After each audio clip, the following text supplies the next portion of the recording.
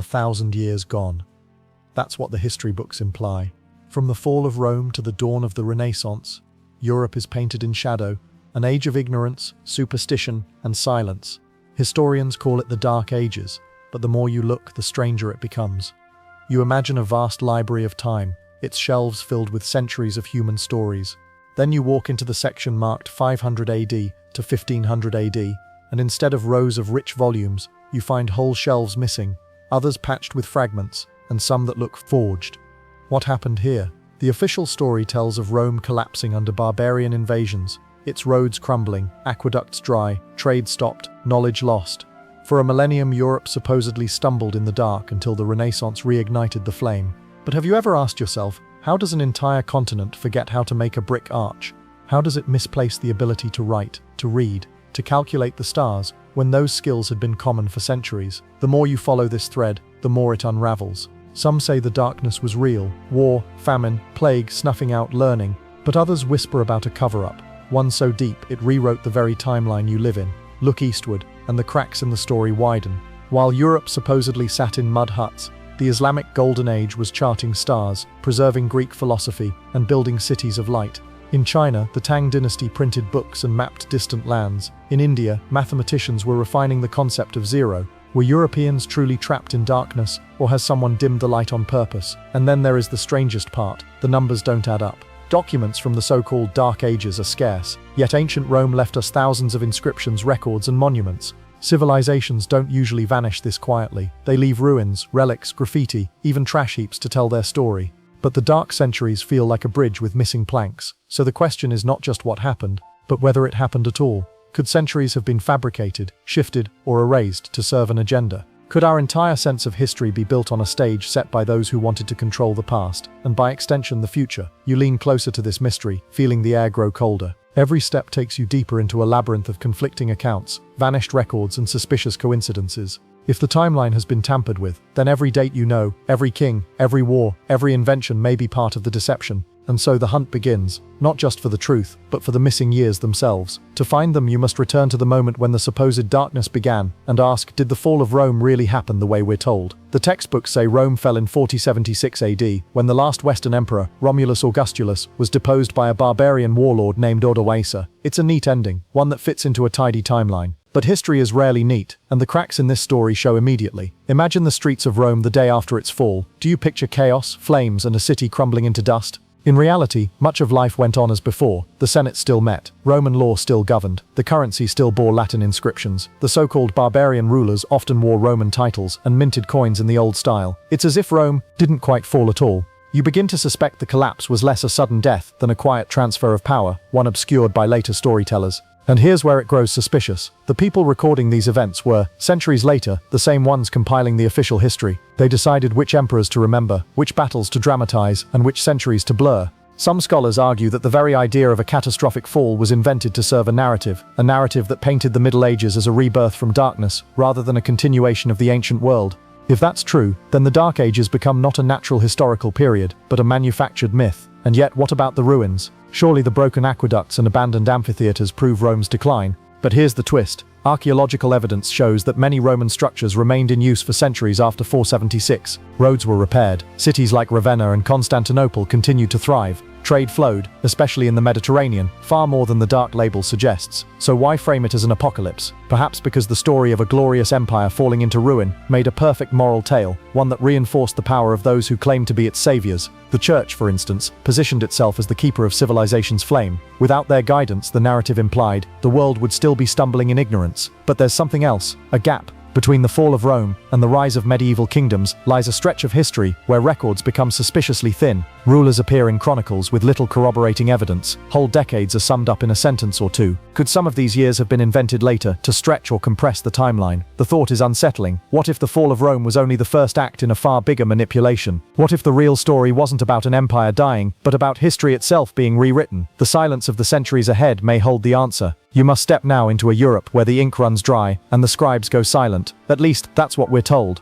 You step into the early medieval centuries, expecting the scratching of quills, the rustle of parchment, the chatter of markets, and the clang of forges. Instead, there is quiet, too much quiet. Historians call it the silence of the scribes, and it is one of the strangest features of the so-called Dark Ages. From Britain to the heart of the former Roman Empire, written records thin to a trickle. Whole decades pass with only a single chronicle entry, sometimes just a monk noting the date of an eclipse or a famine, and yet you know that human life is never so still. People were building, marrying, trading, fighting, living, so where is the paperwork? Compare this to the centuries before Rome's fall. Ledgers, speeches, contracts, histories, letters, even shopping lists survive from ancient times, but between roughly 500 and 800 AD, much of Europe seems to stop writing. The question is, did they stop, or were those records later removed? There are theories. Some suggest war and instability destroyed archives. Others blame the fragility of materials. Papyrus rotted, parchment reused, but then you notice an unsettling pattern. While Europe supposedly forgot its own history, other civilizations didn't. In Baghdad, scholars were translating Greek texts and producing their own astronomical tables. In Chang'an, court historians recorded births, deaths, tax records, and weather patterns in meticulous detail. In India, temples inscribed deeds and donations into stone. The rest of the world kept its memory alive. Why didn't Europe? A few anomalies break through the silence. The Venerable Bede, writing in the early 8th century, recounts events from centuries past with startling precision, yet much of his source material has vanished. It's as if he was quoting from a library that no longer exists. And then there are the suspiciously similar chronicles, documents from different regions using identical phrases, identical events, as though copied from a master script. Did scribes across Europe simply think alike, or were they working from a unified, controlled version of history? You picture a monk in a candlelit room, hunched over a page, carefully omitting certain names, certain years. The ink dries, and the gap in history widens. Centuries later, another historian will find his manuscript and assume it's the truth, never knowing what was left out. But silence can be as telling as speech. The missing records whisper of something larger, a possibility that entire chapters of European history were not merely lost, but deliberately erased or replaced.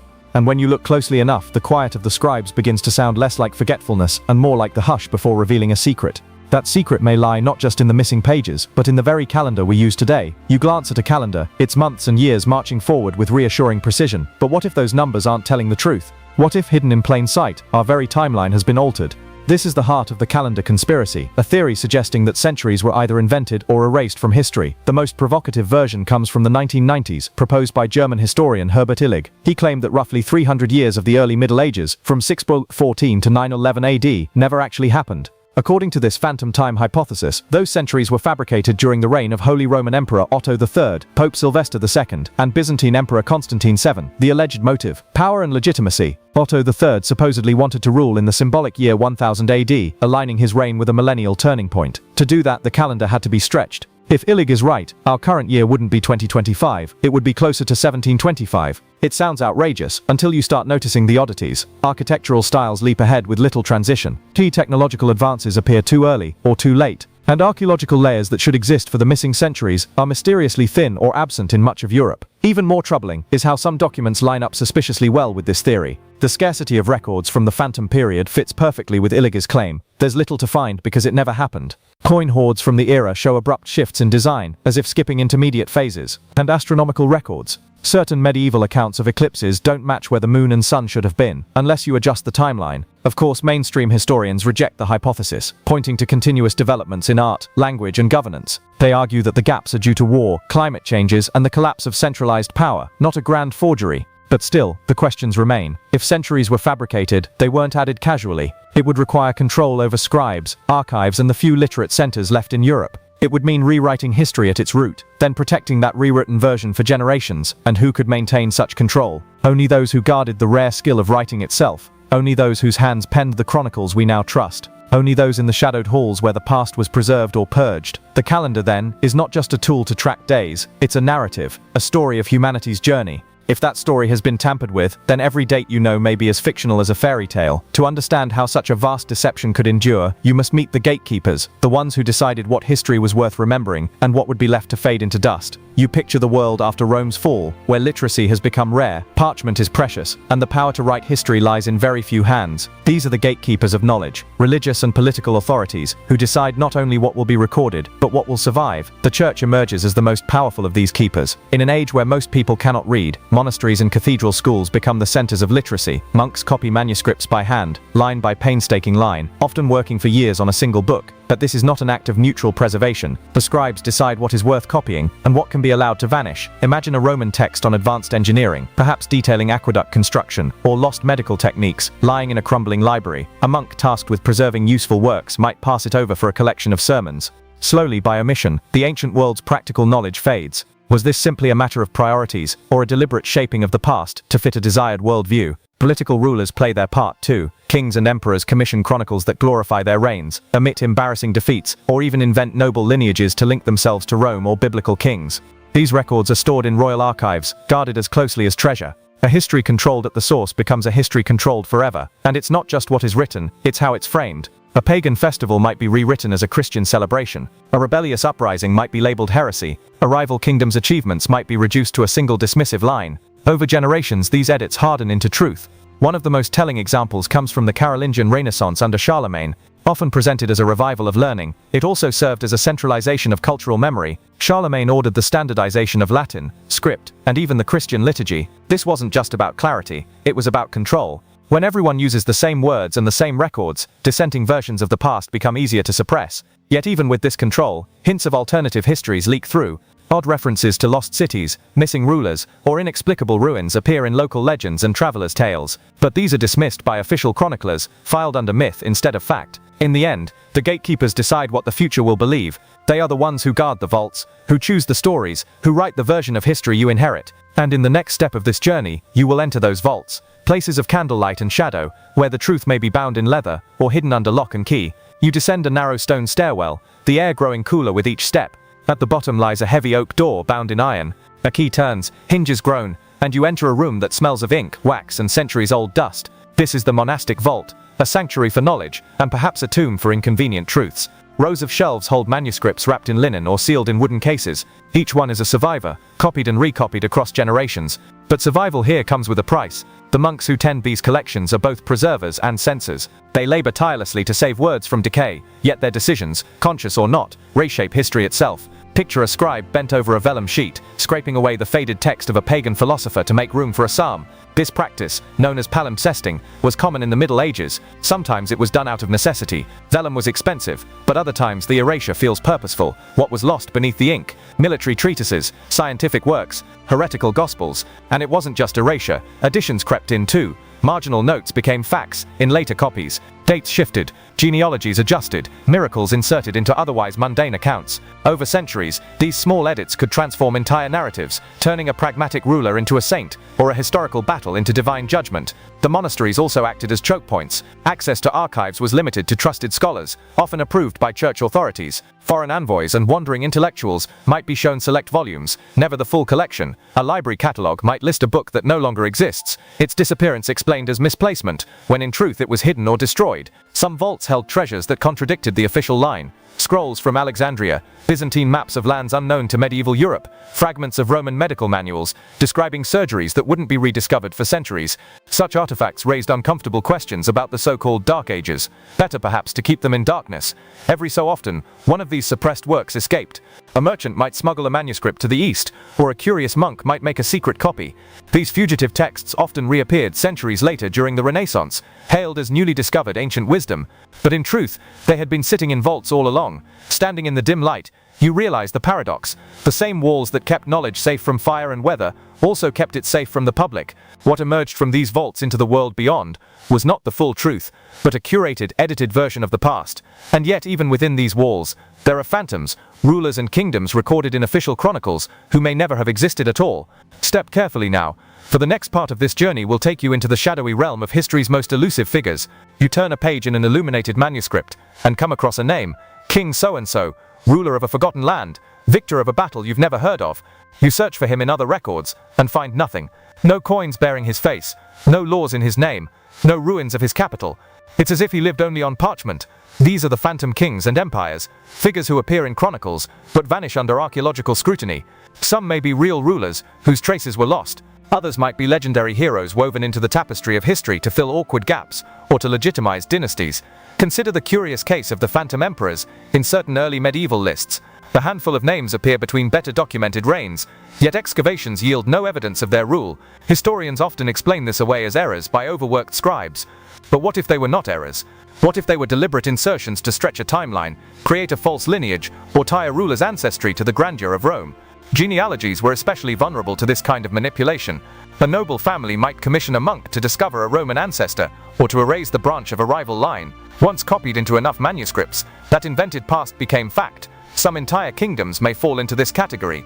There are references in scattered medieval sources to realms that leave no physical footprint, no fortifications, no currency, no graves. Were they small and ephemeral, or were they narrative placeholders, meant to maintain continuity in a historical record that otherwise had holes too large to ignore?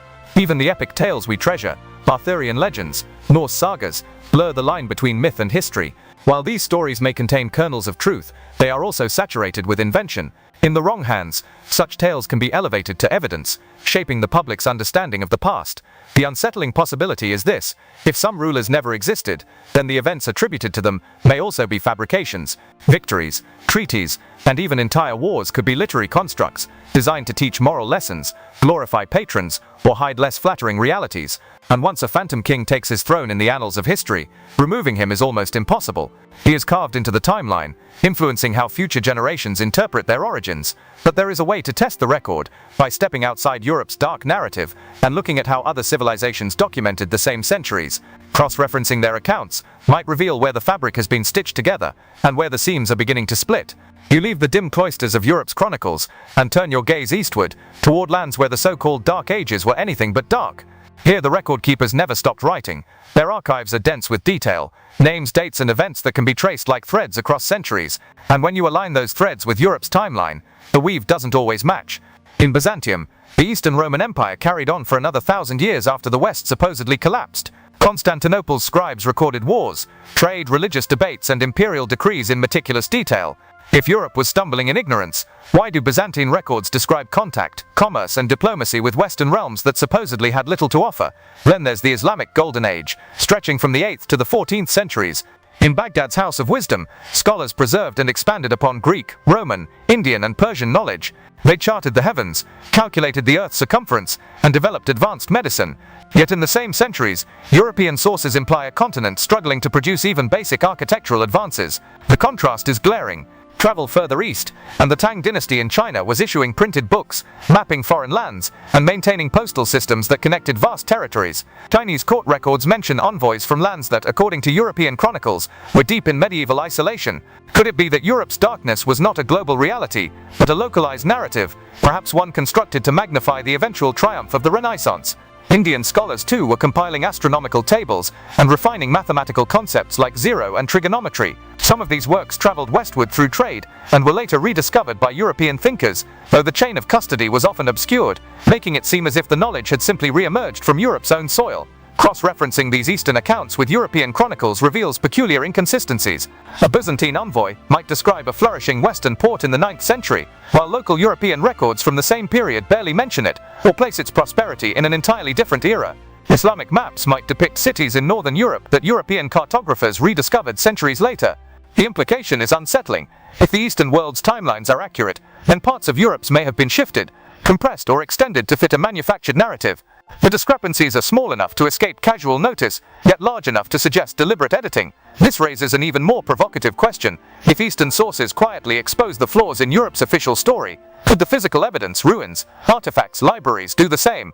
And if so, how many of those pieces have already gone up in smoke? Yet these very policies, born from fear, often stifled the sparks of progress. Monasteries locked away ancient manuscripts in dusty vaults, protecting them from the outside world. Some were copied and preserved, yes, but others were deliberately altered to fit the new narrative. Histories of great pagan rulers were shortened, softened, or erased entirely. Maps were redrawn with blank spaces where knowledge once flourished. Meanwhile, far from the cloisters, a quiet rebellion brewed. Merchants returning from the east carried silks, spices, and strange books filled with alien ideas. Scholars in Muslim-ruled Spain studied Aristotle, Ptolemy, and Galen. Texts Europe had all but forgotten. Knowledge flowed across the Mediterranean like an underground river, bypassing the barriers set by the church. And slowly, cracks began to appear in the Great Wall of Ignorance. By the 12th century, European universities were rising in cities like Bologna, Paris, and Oxford. Students flocked to hear lectures on law, medicine, and philosophy, often from translations of Arabic works. It was as if the lost wisdom of antiquity had returned, carried on the backs of those who refused to forget.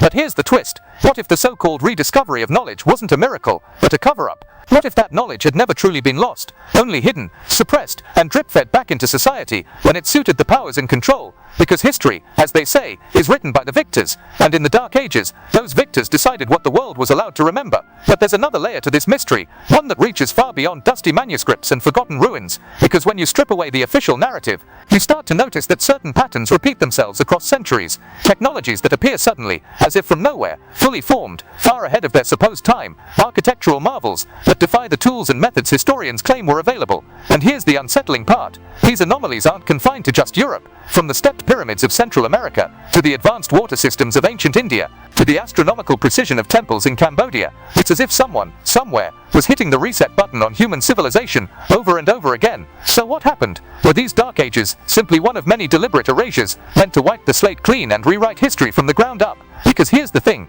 every time civilization rebuilt itself after these mysterious dark periods, the same forces seemed to emerge: centralized power, strict control over information, and a rewritten story that made the previous age look primitive, while conveniently making the new rulers look like saviors. And maybe that's the greatest cover-up of all, not just the hiding of history, but the manufacturing of it. And so with each passing century, the so-called Dark Ages grow less dark and more like a carefully painted veil, a story told to shape the future, not to describe the past. What remains is a question that history rarely answers aloud. If whole centuries can be reimagined, who decides what is remembered and what is forgotten? Perhaps the darkness was never a lack of light, but a shadow cast deliberately long enough to hide the hands that wrote the story. Now as you drift further into the quiet of the night, picture the fading embers of a torch in a forgotten hall, its glow revealing walls carved with truths no book dares print. Somewhere in that silence the past still waits, patient, watchful and ready to be rediscovered. Sleep well, and remember, history is not always what it seems. Now,